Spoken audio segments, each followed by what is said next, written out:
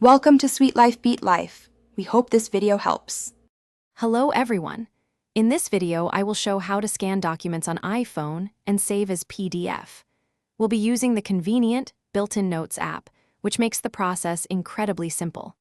For the best quality scans, always make sure you have good lighting and place your document on a flat surface with a contrasting background.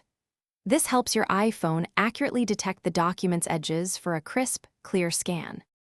To begin, open the Notes app on your iPhone. You can either start a brand new note or select an existing one where you'd like to add your scan. Next, tap the small camera icon located just above your keyboard, and from the options that appear, select Scan Documents.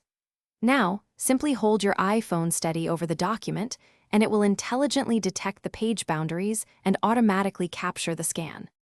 After the initial capture, you might see a yellow box around your document. If the automatic detection isn't perfect, you can easily drag the four corners to precisely adjust the scan area to fit your document. Once you're satisfied with the crop, tap Keep Scan at the bottom.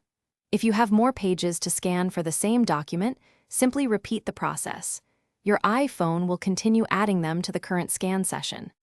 Once you have scanned all the necessary pages, tap the Save button in the bottom right corner.